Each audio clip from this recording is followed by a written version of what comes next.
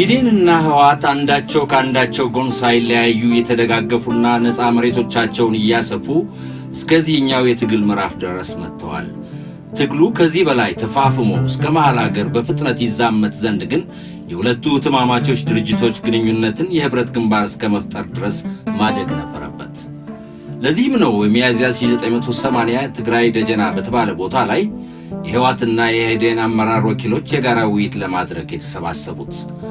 በዚህ ውይይት የኢህዴንና ህወሓት ግንኙነት ከጋራ መደጋገፍ ወደ ስትራቴጂያዊ የህብረት ግንባር እንዲያድግ ስምምነት ላይ ደረሱ።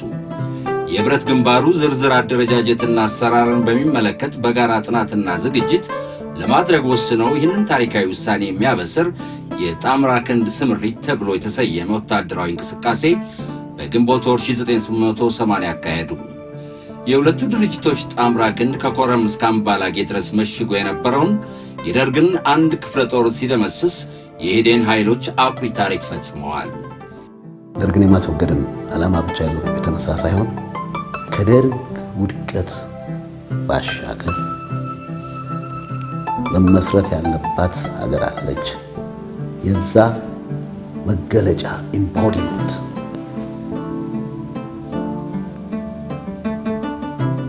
ኃይል ሆኖ የተፈጠረው የዓላማና የአስተሳሰብ ያመለካከት አንድነት ያለው ጉዳይ ደርግን በመጣል ብቻ የሚገለጽ ሳይሆን ዴሞክራሲያዊት ኢትዮጵያን በመገንባት የሚገለጽ ስለሆነ ከዛ ዴሞክራሲያዊ ግንባር ምስረታ ውጭ ይህንን ማሰብ አይቻልም። ከቲፒኤልኤፍ ጋራ በአደረጃጀት መለያየት ቢኖርም በመስመር ጥያቄዎች ላይ ግን ተቀራራቢና ተመሳሳይ አቋሞችና እምነቶች ለህዝብ ባለ ጥያቄ፣ በዲሞክራሲ ጥያቄ፣ በፖለቲካ ስልጣን ጥያቄ፣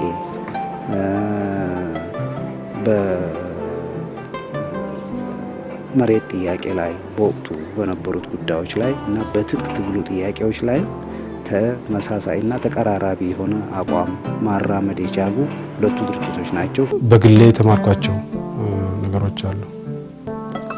አንደኛው ምናልባት ላይገመት ይችላል።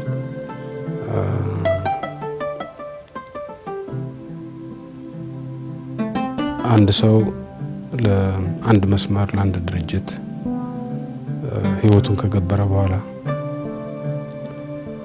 ያ ድርጅት ጭራቅ ሆኖ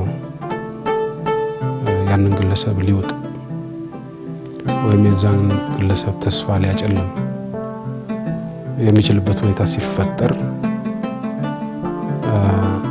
የሚኖረው ሁኔታ ከሞት ያለፈ ነው፣ ከሞት የባሰ ነው እና ባዴኖች ይህን ተሻግረው ነው የመጡት። ከሞት የባሰውን ጨለማ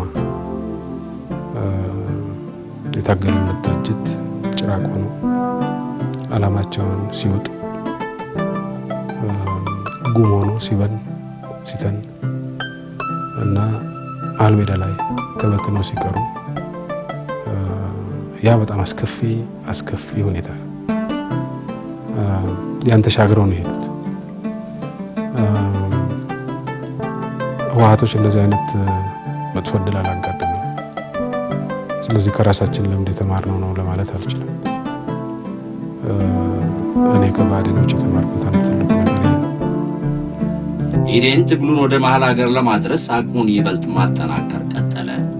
በተለያዩ የስልጠና ማዕከሎች 26 ዙር ስልጠናዎች በ10 ሺዎች የሚቆጠሩ ታጋዮች ሰልጥነው በሰራዊቱና ከሰራዊቱ ውጭም ባሉ የሥራ ዘርፎች ተመድበዋል። ብዙም ሳይቆይ ኢህዴን ሰራዊቱን በታሪኩ ለመጀመሪያ ጊዜ በክፍለ ጦር ደረጃ አደራጀ። ክፍለ ጦሩንም ላባደር ሲል ሰየመ። ነገ እልፍ እንሆናለንን እየዘመሩ በዓላማ ጽናት እየታገሉ እዚህ ለደረሱት መስራቾች ይህ የክፍለ ጦር ደረጃ የተካሄደ ውጊያ ታሪካዊ ነው።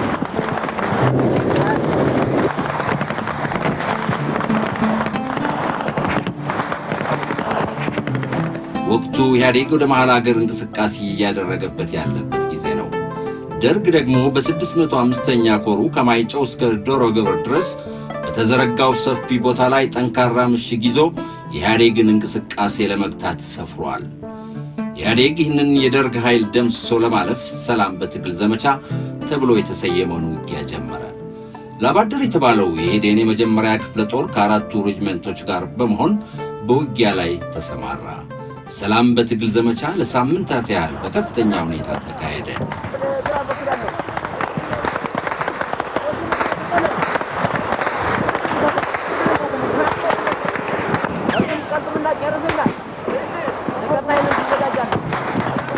ሰላም በትግል የሚባለው ኦፕሬሽን ከማይጨው ከዚህ ከደቡብ ትግራይ እስከ ሰሜን ወሎ ድረስ እዚህ ወሎ ድረስ የነበረው ኖርዝ ወሎ እስከ የነበረው 605ኛ ኮር ነው።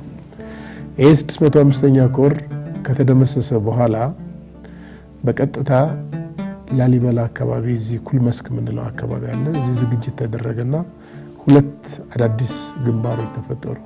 አንደኛው ግንባር በዚህ አድርጎ ወደዚህ ወደ ሳውዝ ወሎ ወደ ደቡብ ወሎ የገባው እና ወደ ሰሜን ሸዋ የገባው ኃይል ነው። ሌላኛው ደግሞ ወደዚህ ወደ ደብረ ታቦር አካባቢ የጉናን ተራራ ይዞ የመከላከል ስራ ሊሰራ ነው። በአብዛኛው የኢህዴን ሰራዊት ወደዚህ ወደ መሀል ሀገር እና በዚህ በደሴ ግንባር ውስጥ በነበረው ላይ ነው የነበረው። ከኔ ጋር አቃቂ ላባደር አጋዚ ያው በጀርባ ማለት ነው። በጎብዬ አቅጣጫ በጀርባ ገብተን ወደ ቆቦ ነው የምንገባ ማለት ነው። መቅደላም እንጃ አንድ ክፍለ ጦሮች መሀል ላይ ተጨመረች አለ ስም ረስቼው ይሆናል እና በዚህም ጊዜ ግዳጃቸውን ተቀብለው እንትን አድርገዋል። ዑስማን ነበረ ከኔ ጋር አጠቃላይ በግንባሩ ከእንደ ግንባር አዛዥ ከኔ ጋር ሆኖ የተመደበው ዑስማን ነበረ። ስለዚህ በደርግ አጠቃላይ ድምሰሳው ወደ መጨረሻው አካባቢ በተካሄደበት ወቅት ሰንገደ እና ቴዎድሮስ አዲስ አበባ በቀጥታ እና ዋለልኝ ሶስት ክፍለ ጦሮች አዲስ አበባ ሲገባ የተሳተፉ ናቸው። ላባደር በጅማ በኩል ከመጣ በኋላ በቀጥታ ወደ ሐረር ተሻግሯል። አዋሽ ደግሞ የኢህአፓን እንትን በምዕራብ ጎንደርና በምዕራብ ጎጃም አካባቢ በነበሩ አካባቢዎች የመጠራረቅ ስራ የሚታየው አካባቢ የምታዩት ደጋማው አካባቢ በኢህአዴግ የተያዘ ነበር። በኢህዴን ሰራዊትም እዚህ ነበሩ። ላባደር እና አቃቂ ክፍለ ጦርም ከኢህአዴግ እና ሉላ ክፍለ ጦር እዚህ ነበሩ። በጣምራ ክንድ ነበረ ደርግን የመከላከልም የማጥቃትም ስራ ይሰራ የነበረው። በዚህ አካባቢ ላይ ደርግ ሸዋሮቢት ወደ ታች አካባቢ የሚታየው ሸዋሮቢት ከተማ ናት። የሸዋሮቢት አካባቢ በደርግ ነው የተያዘው። አጣዬ በደርግ ነው የተያዘው። ይሄ እስከ ደሴ ድረስ የይፋትን ቆላማና ዋናው መስመር ይዞ ደርግ ነበረ።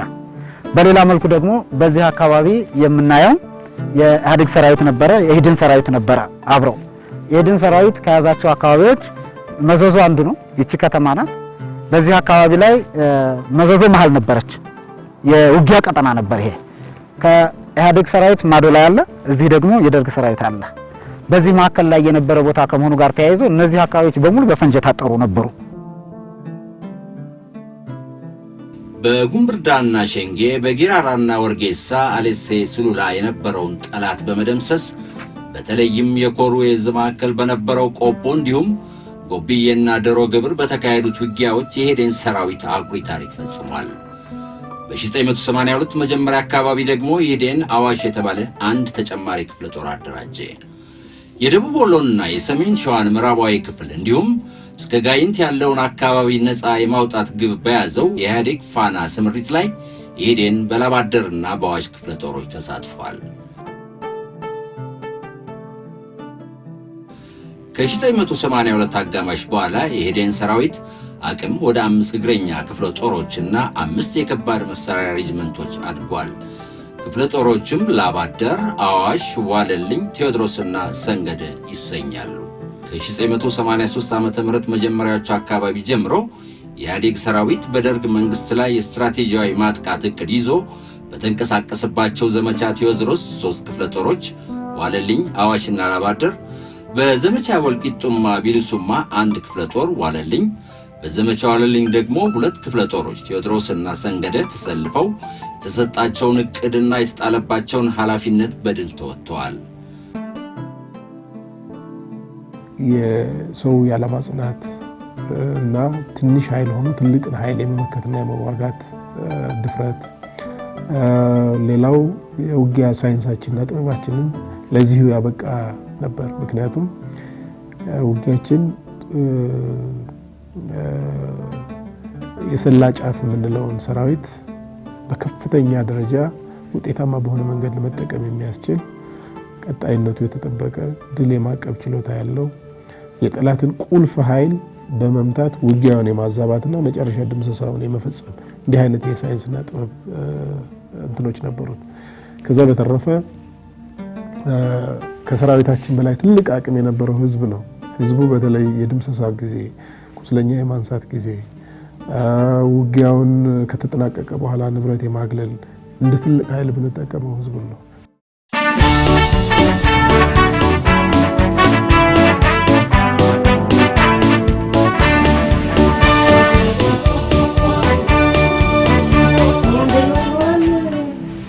በቃ ደርግ ተደምስሶ ሰላማዊ ኑሮ ወደሚኖርበት ካብል ደረስ ማለት ነው የሚል ነገር ስሜት ፈጠረብኝ። ያኔ የደርግ መውደቅና ሲመጣ የሚሰማ ስሜት የተለያየ ነው። ህዝብ ውስጥ የምታየው ስሜት፣ ራስ ውስጥ የሚፈጠረው ስሜት ከባድ የነበረው እንዴት እንደምንገልጸው አላውቅም። እንደ ድል ደስታ ቢሰማህም ያጣሃቸው ኃይሎች ደግሞ ውስጥ የሚያጭሩት ነገሮች አሉ። ይሄ ደግሞ ዋጋ ነው፣ የመስዋዕትነት ዋጋ ነው። የደርግን ውድቀት ሳያሳየኝ ባልሞት የሚል ሀሳብ ነው የነበረኝ። ኦፍኮርስ ይህን እያሰብክ ግን በየጦር ሜዳው ትገባለህ። ጥይት በአጋጣሚ አንዱን ይቀጥፋል፣ አንተን ወይ ነካክቶ ያልፈሃል ወይ ያልፈሃል። በዚህ መንገድ ደርግ እስኪወድቅ ለመቆየት እድል አገኘን። ይሄ በጣም ትልቅ እድል ነው። የኛ አይነት እድል ያላገኙ በጣም ብዙ የህዝብ ልጆች አሉ። ከእጅ መሳሪያ ያላለፈ ጥቂት መሳሪያ ብቻ የነበራት 100 የማትሞላ በ3 ጋንታ የጀመረች አንዲት ኃይል ቀስ በቀስ እየተባዛች ሄዳ የሻለቃ፣ የብርጌድ ብላም የክፍለ ጦር ደግሞም የመካናይዝድ ጦር ለመሆን የበቃችበት የኢህአፓን ያህል በመላ አገሪቱ መዋቅሩን ለመዘርጋት የበቃ ድርጅት ሞክሮ ያቃተው ትግል የተሳካበት ጥቂቶች እልፍ የሆኑበት ከድሉ ጀርባ ያለው ሚስጥር ይሄ ነው። ሚስጥሩ አለመንበርከክ ነው። ሚስጥሩ የዓላማ ጽናት ነው። ሚስጥሩ ስህተትን አለመድገም ነው። ሚስጥሩ ዲሞክራሲያዊነት ነው። ሚስጥሩ ጥራት ያለው አመለካከትና መርህ ነው። የሚስጥራት ሁሉ ሚስጥር ደግሞ ህዝባዊነት ነው። 1983 ዓመተ ምህረት ድል ተምጦ የተወለደበት ዓመት ብቻ አይደለም። ይህ የድል ፍሬ በእንክብካቤ ከፍ ወዳለ ልዕልና እንዲያድግ የተደላደለ ሁኔታን የሚፈልግበት ወቅትም ጭምር ነበር። የሽግግር ወቅት የዚህ ድል የዚህ የአዲሲቷ ኢትዮጵያ የጨቅላነት ዘመን ነው። ኢህዴንም እንደ አጋሮቹ የአዲሲቷን ኢትዮጵያ መጻኢ ተስፋ ብሩህ ለማድረግ በሰኔ ወር 1983 ዓመተ ምህረት የሽግግር መንግስት ለመመስረት በተጠራው ጉባኤ 10 ወንበሮች በመያዝ የሽግግሩ መንግስት መስራች አባል ለመሆን በቃ። በፌዴራል ስርዓት ሁሉም ብሔሮችና ህዝቦች እኩል በሚገነቧት ኢትዮጵያ እኩል ድርሻ እንዲኖራቸው የጋራ ቃል ኪዳን በገቡበት በዚህ ወሳኝ የታሪክ ምዕራፍ ኢህዴን አንዱና ወሳኝ ተዋናይ ነበር። በአብሮነት ለመዝለቅ ህገ መንግስትና ህገ መንግስታዊ ስርዓት የማበጀት ጉዳይ ነው።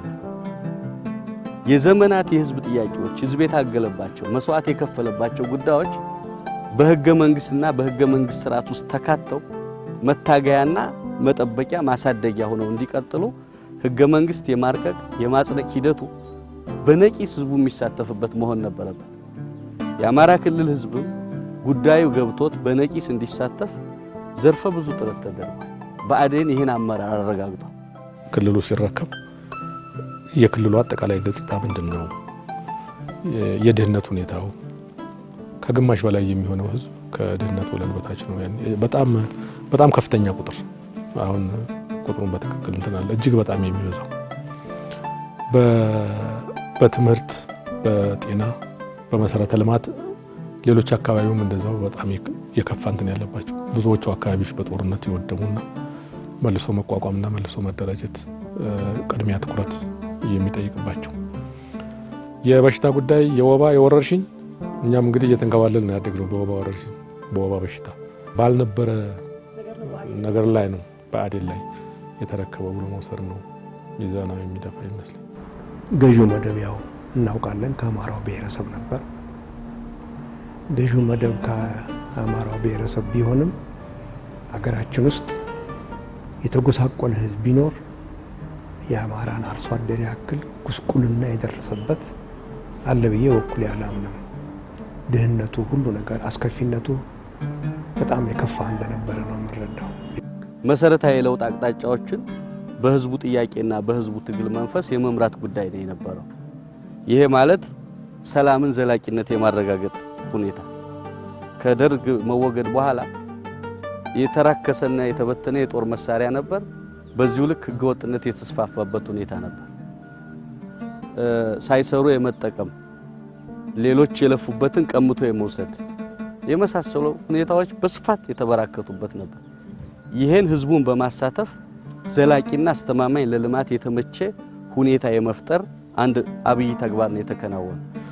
በሁለተኛ ደረጃ ደግሞ አዲሱን ስርዓት ፖለቲካዊ ስልጣኑን በክልሉ ህገ መንግስት መሰረት ያን ወደታች ለማውረድ የሚደረጉ ጥረቶች እና እንቅስቃሴዎች ነበሩ። ወርዶ መመለሱ መፍጠር ጓንዴ የትጥቅ ትግሉ ተጠናቆ ድህነትና ኋላ ቀርነትን የመዋጋት ስልት በተጀመረ ማግስት የተፈጠረው ብዝሃነትን የሚያስተናግድ ነባራዊ ሁኔታ ኢህዴን ከህብረ ብሔራዊነት ወደ ብሔራዊ ድርጅትነት እንዲቀየር አስገደደ። በወቅቱ አዲስቷን ኢትዮጵያ መቀበል የከበዳቸው የድሮውን ስርዓት የሚናፍቁና በአማራ ህዝብ ስም መነገድ የለመዱ በህዝብ ሉዓላዊነት እምነት የሌላቸው የትምክህት ኃይሎች በብአዴን እና በአማራ ክልል ህዝቦች ላይ ተጽዕኖ ለማሳረፍ ቢንቀሳቀሱም ብአዴን እና የአማራ ክልል ህዝቦች ባደረጉት ጠንካራ ርብርብ ዓላማቸው መና ሆኖ እንዲቀር ተደርጓል። የሌለ ነገር መወከል አይቻልም። የለም አማራ የሚባል ነገር። አማራን ወክላለሁ ብሎ አንድ ሰው እዛ ኮንፈረንስ ላይ ቢኖር ኖሮ እኔ ወይ አብዷል ያ ሰውዬ ወይ አንድ ችግር ያለበት ሰውዬ መስሎ ነው የሚታየው። በምንም አይነት መንገድ የሌለን ነገር አንድ ሰው መወከል አይችልም። የለም። በኢትዮጵያውያን ትክክለኛ ትርጉምና አነጋገር አማራ ማለት ደገኛ ማለት ነው። ታዲያ ይህ ከሆነ አማራው ወይም ደገኛው ደጋማው ኤርትራ ነው፣ ትግራይ ነው፣ ጎንደሬው ነው፣ ጎጃሜው ነው፣ ወለየው ነው፣ ኦሮሞው ነው፣ ጉራጌው ነው፣ ከፋው ነው፣ ግሚራው ነው፣ ጋሞው ነው፣ ሀዲያው ነው፣ ወላይታው ነው፣ ከምባታው ነው፣ አርጎባው ነው ወዘተርፈ ማን ነው? በእውነት የሌለ ነገር ነው። ሌለ ነገር ነው። እዚህ ሀገር አሁንም የለም። አለመኖሩ ደግሞ ለእኔ ጥሩ ነው፣ ለኢትዮጵያ ጥሩ ነው ባይ። አሜሪካን ሀገር እየተፈጠረ ነው። ይሄው አማራ የሚባል ነገር አሜሪካን ሀገር እየተፈጠረ ነው። ያ እንደማይጋባብን ተስፋ አለኝ። በአንድ በኩል ከትምክህቱ ጎራ አሁን ባልናቸው ጭብጦች ከክብር ጋር በማያያዝ በፊት ከተወረሰው አስተሳሰብና እይታ ጋር አማራነትን ከኢትዮጵያዊነት ጋር ብቻ ደባልቆ በመመልከት ወደዚህ መምጣትን እንደ ውርደትና እንደ አሳንሶ የማየት አይነት በመውሰድና የተለየ ጠበቃ ሆኖ በመቆምና ያንን በማስመሰል ከፍተኛ የትምክህት ጥቃቶች ይራመዱ ነበር። በሁለተኛ ደረጃ ደግሞ ሰፊው የአማራ አርሶ አደርን የአማራ ብሔር ተወላጅ ድሮውንም ቢሆን በጥቂት ከራሱ በወጡ የገዢ መደቡ አካላት ትምክህትን እንደ ዋነኛ መሳሪያ በማድረግ ለራሳቸው ስርዓት ዘላቂነትና መጠቀም ያደረጉት እንጂ ለሰፊው የአማራ ሕዝብ ያደረጉት ጥቅም የለም። ይሄ በልማት ሲታይ፣ ይሄ በልዩ ልዩ መልክ ሲታይ ምናልባት የከፋውን ገጽታ የሚይዘው ይሄ ሕዝብ ነው። ስለዚህ በአጋጣሚ ቋንቋውን፣ ባህሉን፣ ብሔራዊ ማንነቱን የሚጋራ ከመሆኑ ጋር ተያይዞ ጠባብ ኃይሉ ደግሞ ያለፈው ገዢ መደብ በሰራቸው ስህተቶችና ችግሮች የሁሉም የአማራ ተወላጅ ችግር አድርጎ በመሳል በጠባብ አተያይ የሚፈጠሩ ጥርጣሬዎችና ጉዞውን ለማደናቀፍ የሚደረጉ ጥረቶችን በዛ አቅጣጫ የሚመጡበት ሁኔታ አለ።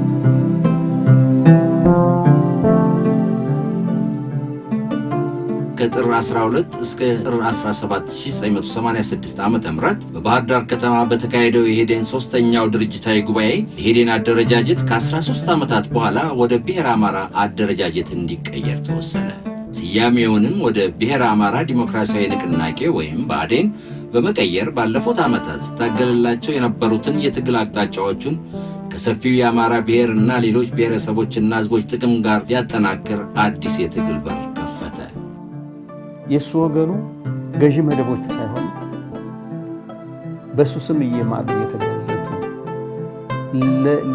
ሲጨቁኑት የኖሩት ሳይሆን የሱ ወገኑ የሶማሌ፣ የሱ ወገኑ የአፋር ህዝብ፣ የሱ ወገኑ የትግራይ ህዝብ፣ የሱ ወገኑ የኦሮሞ ህዝብ፣ የደቡብ ብሔር ብሔረሰቦችና ህዝቦች ናቸው የሱ ወገኑ። ይሄን እንዲገነዘብ ማድረግ ነው ዲሞክራሲያዊ ብሔርተኛ ከሌላው ህዝብ ጋር በመፈቃቀር በኩልነት የመኖር እሴት እንዲገነባ እንዲያዳብር ዴሞክራሲያዊ ብሔረተኝነት፣ አካባቢን ማልማት፣ በሀገር ጉዳይ እኩል መሳተፍ፣ የሌሎችን መብት ማወቅ። የአማራ ህዝብ ቋንቋም ማደግ አለበት፣ ባህሉም ማደግ አለበት፣ ታሪኩም በተገቢ ሁኔታ ተዘርዝሮ መውጣት አለበት። ከሌሎች ህዝቦች ጋር የሚያስተሳስሩት ገመዶችም ጠንክረው መውጣት አለባቸው። ስለዚህ ለእኔ ወደ ላቀ ደረጃ ነው የተሸጋገረው። ኢህዴን ብአዴን አንድ የሚያኮራ ስራ የሰራው ጸረ የትምክህተኝነት አስተሳሰብን ከህብረተሰቡ የመነጠል የማዳከም እና እንቅፋት በማይሆንበት ደረጃ ላይ የማድረስ።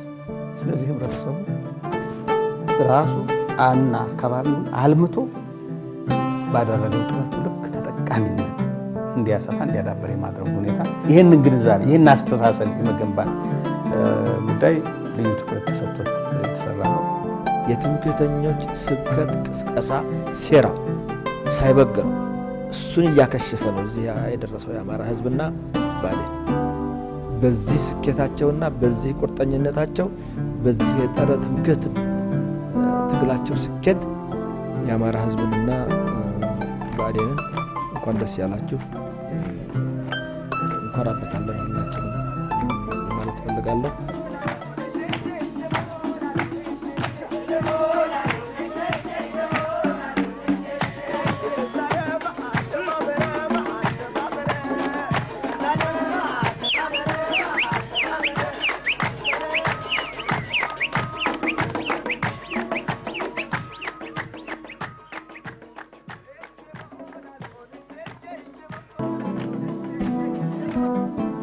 ኢህዴን በትጥቅ ትግል ወቅት የነበረው አደረጃጀት ህብረ ብሔራዊ እንደነበር ይታወቃል። በውስጡም ከአማራ ብሔር ታጋዮች በተጨማሪ የሌላ ብሔሮች ተወላጅ ታጋዮችንም ያቀፈ ነበር። በአማራ ክልል ውስጥ የሚገኙ ብሔርና ብሔረሰቦች ብቻ ሳይሆን ሰፊ የአማራ ህዝብ ብቻ ሳይሆን መላ የኢትዮጵያ ዲሞክራት ታጋዮች ሊሰባሰቡበት የሚችል ድርጅት የመሆን እድል አግኝቷል በወቅቱ። ይህም በመሆኑ የኦሮሞ የደቡብ ህዝቦች የሌሎችም ግንባር ቀደም ታጋዮች በወቅቱ ብሔራዊ ድርጅት እስከሚመሰርቱ የመሰባሰቢያ ማዕከላቸው ሆኗል፣ አገልግሏል ማለት የትግል ልምድ መቅሰሚያ፣ አቅም ማካበቻ፣ ሁነኛ ማህፀን እና ማህደር ሆኖ አገልግሏል ማለት። ከብዙ የኢትዮጵያ አካባቢዎች ብሔር ብሔረሰቦች የተወጣጡ መታገያ ያልነበራቸው ታጋዮች የተሰበሰቡበት ህብረ ብሔራዊ ድርጅት ነው የነበረው። በዚህ በህብረ ብሔራዊነቱ ለብዙዎቹ የመታገያ መድረክ ሆኗል። ይሄ የመታገያ መድረክ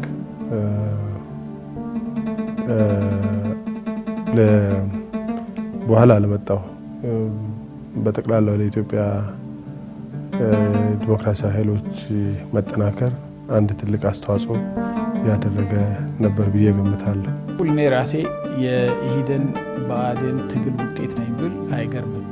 ምክንያቱም ድርጅት ደኢህዴን ማለት እኔ መጀመሪያ የታገልኩበት ትግሌን የጀመርኩበት ድርጅት ደኢህዴን መስራቾቹ የኢህዴን አባላት የነበሩ የስምጥ ሸለቆ ታጋዮች ናቸው።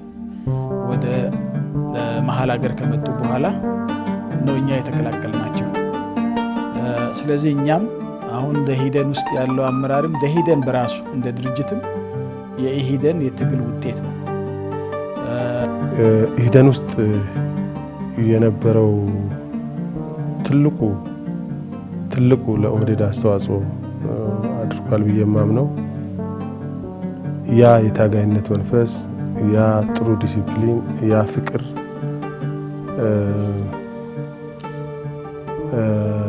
እዚህም ተሸጋግሯል።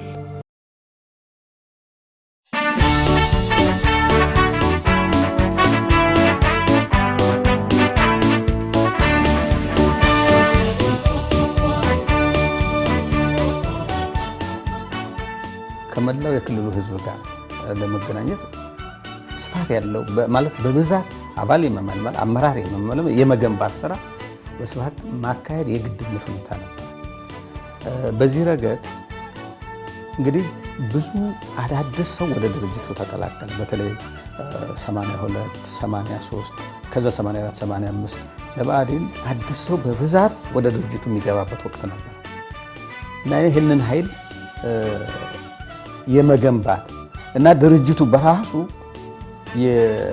የአዲሶች ድርጅት እየሆነ የመጣበት ሁኔታ እንግዲህ እንዳልከው በ84 ዓመተ ምህረት መጀመሪያ መስከረም ወይም 83 መጨረሻ ነሐሴ አካባቢ ከተቀላቀልኩ በኋላ በ85 ዓመተ ምህረት የአማራ ክልል ብሔራዊ መንግስት ምክትል ርዕሰ መስተዳድር እንድሆን በፓርቲው በብአዴን በኢህዴን በኩል ታጭቼ በምክር ቤትም ያንን ድምፅ አግኝቼ ምክትል ርዕሰ መስተዳድር በመሆን አገልግያለሁ።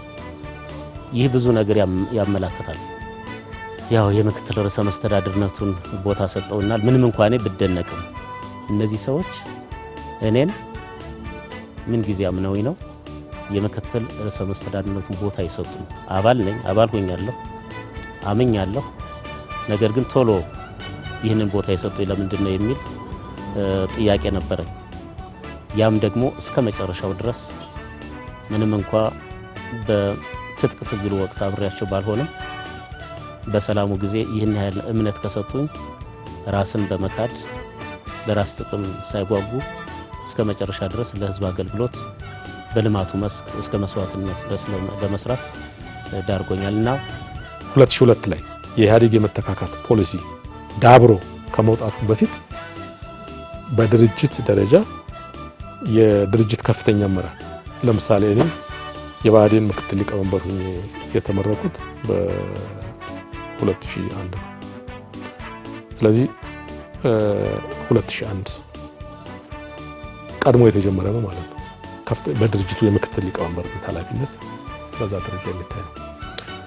ከ1988 ጀምሮ መንግስታዊ ስልጣኑን ብንወስደው የክልል ፕሬዝዳንት፣ የክልል ምክትል ፕሬዝዳንት ሙሉ ሆነን የተሰየምነውና ክልሉ በኃላፊነት የተሰጠው አዳዲሱ አመራር እንዳለ ይዞት እንዲቀጥል ነው። በእነዚህ ተግባራዊ መገለጫዎች ስናየው ብአዴን በመተካካት ሂደት አዎንታዊ የሆኑ ተግባሮች የነበሩት እና በተምሳሌትነት የሚወሰድ ነው።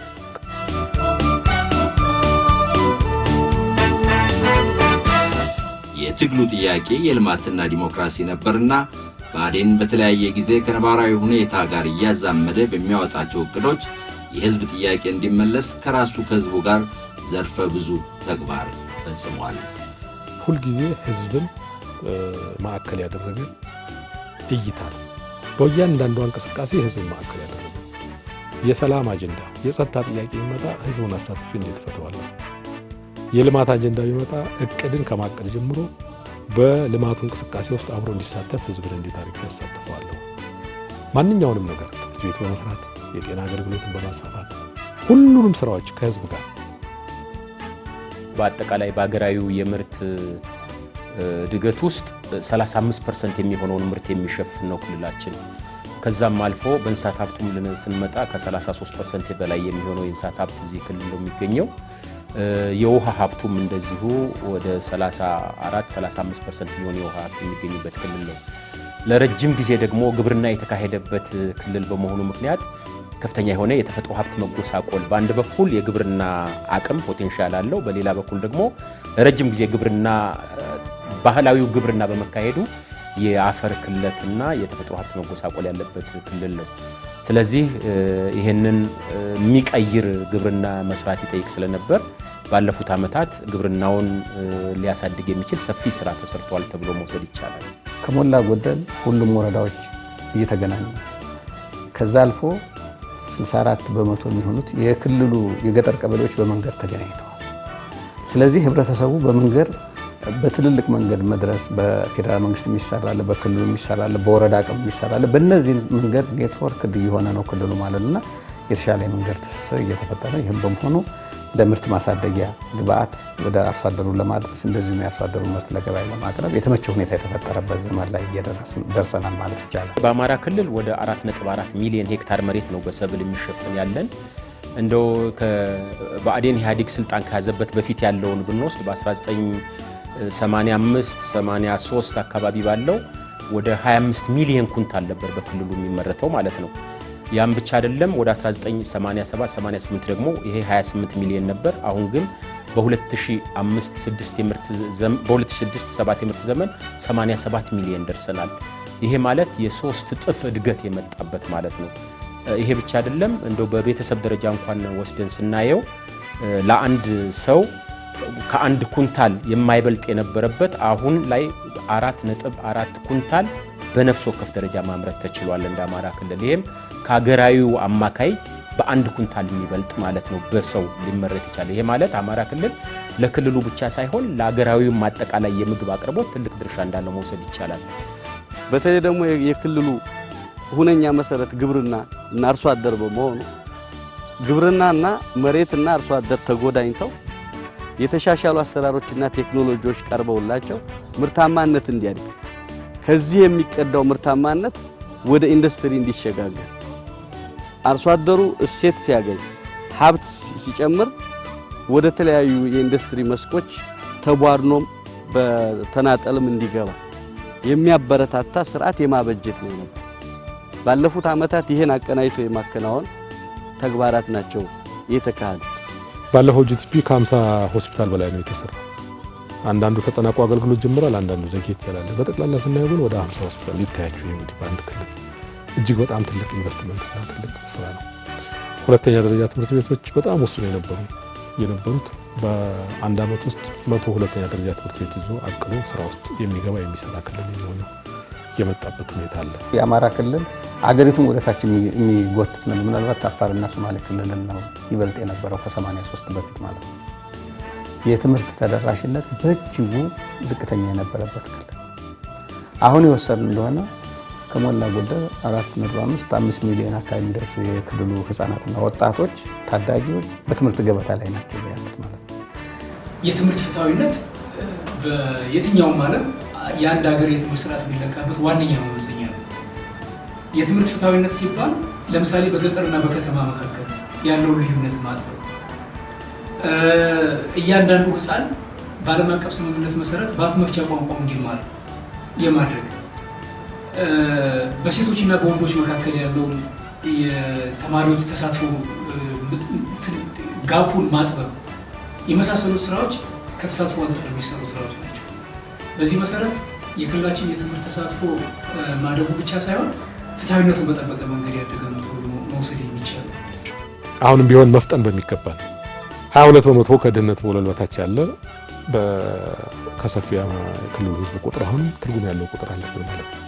በጎልማሶች ትምህርትም አሁን ገና ሙሉ በሙሉ ያልተሻገርነው ችግር አለበት።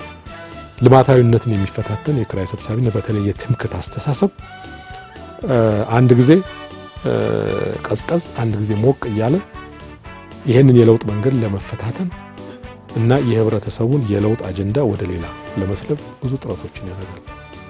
ይህም አስተሳሰብና ተግባሮች ይታያሉ። አሰራራችን፣ አካሄዳችን ፍጥነት የሚጠይቅ ጥራትን ማዕከል ያደረጉ እንቅስቃሴዎች ማረጋገጥ ላይ አሁን ጉድለት እንዳለ ኢህአዴግ በጉባኤው በየደረጃው ባለው አመራርም እየገመገመ ያለው ነው። በመልካም አስተዳደር መሰረታዊ ለውጥ በማምጣት የህዝብ እርካታ በማረጋገጥ በኩል እንደ ኢህአዴግ እንደ ሀገር የተለየው ችግር የአማራ ክልልም በራሱ ገጽታ የሚገለጽበት ችግር ያለበት ነውና እነዚህን በከፍተኛ ደረጃ አሁንም የመለወጥና የመታገል ተልዕኮ ያለበት።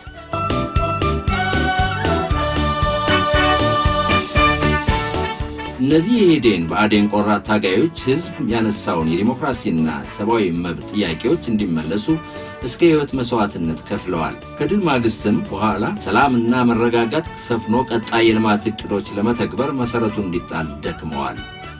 ይህ ሳያኮራቸውና የጀብደኝነት ስሜት ሳይሰማቸው ከ1985 ከክልሉ መንግስት ምስረታ ጀምሮ ለወጣቱ ኃላፊነት በመስጠት ተተኪ ትውልድ ማፍራት ጀመሩ።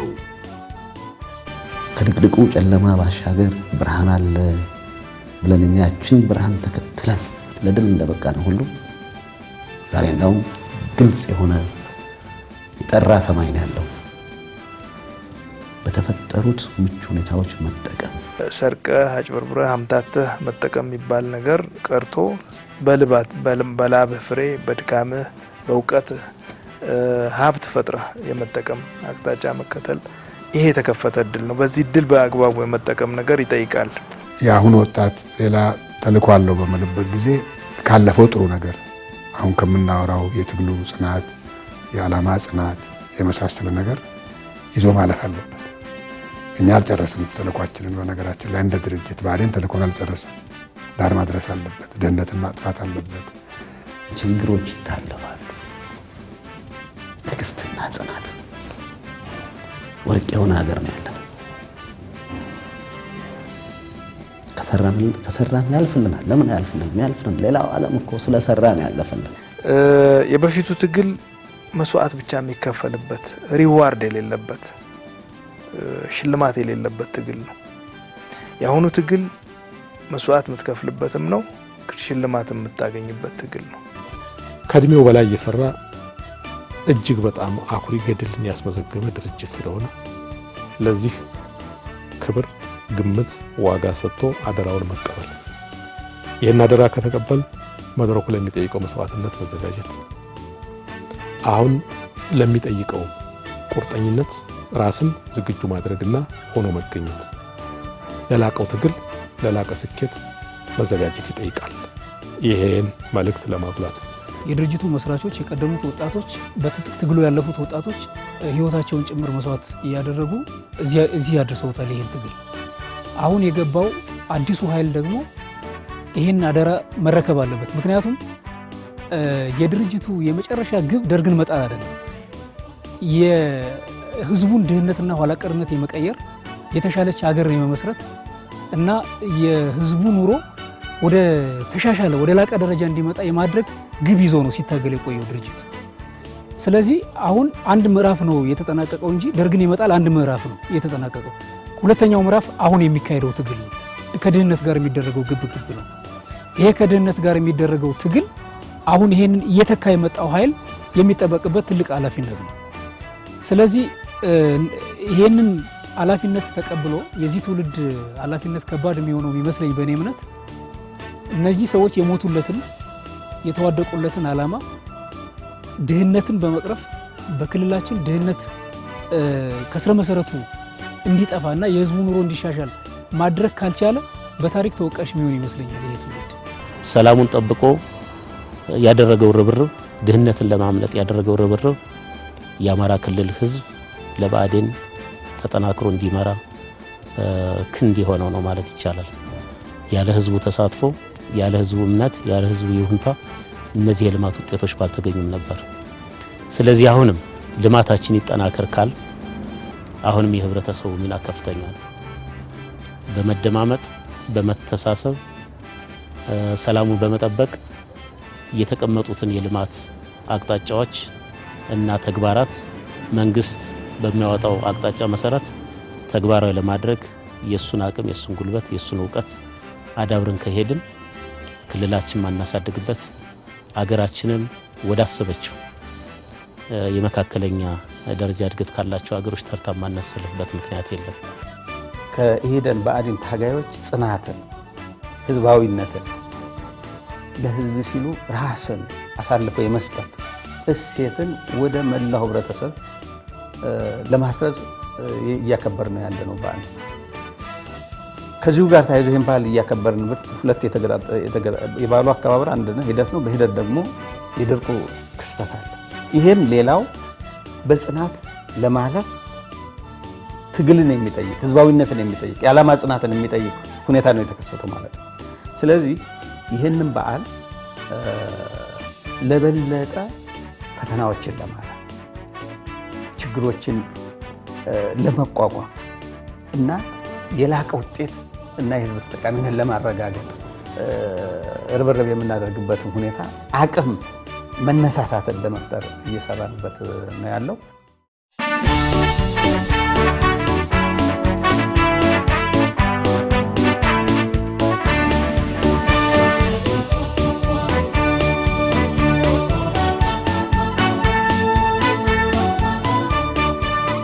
ሰላሳ አምስተኛውን ዓመት ምክንያት አድርገን በተለየ ሁኔታ እንዲከበር ስንዘጋጅ አንደኛ የብአዴን ምርጥ እሴቶች እና የትግል የመስዋዕትነትና የድል ታሪኮች የመላ የክልሉ ህዝቦች ሰፊው አማራ ህዝብ የትግል የመስዋዕትነት እና የድል እሴቶች ለወጣቱ ትውልድ እንዲተላለፉ በአብሮነት ግንባታ ሂደታችን እንደ ኢትዮጵያ ሁሉም ብሔር ብሔረሰቦች የብአዴንና የአማራ ክልል ህዝቦችን ትግል አሟልተው እንዲረዱ እና ለብሔራዊ መግባባት የምናደርገው ጥረት ውስጥ አንድ ሁነኛ አቅም ሆኖ እንዲያገለግለን ታስቦ የተደራጀ። አሁን ላይ ሆነን በአንድ በኩል ሶስት ጉዳዮች ጎልተው ይመጣሉ። አንደኛው ባለፉት ዓመታት የመጣንበት ጉዞና ባስመዘገብነው ስኬት የብአዴን በአማራ ክልል ባለፈው ምርጫ ከፍተኛ ድምጽ አግኝቶ ከፍተኛ ይሁንታ አግኝቶ አደራ ተቀብሏል። አንድ ሁለተኛ ነሐሴ ላይ የተካሄደው የድርጅቱ 11ኛ መደበኛ ጉባኤ ያን አደራ ለመወጣትና ሆኖ ለመገኘት የሚያስችለውን ፖለቲካዊ ድርጅታዊ አቅጣጫዎችን አስቀምጧል። ሶስተኛ ይሄ መሬት የሚነካበት ሁለተኛው የእድገትና ትራንስፎርሜሽን እቅድ ተዘጋጅቶ ተግባራዊ እየሆነ ይገኛል።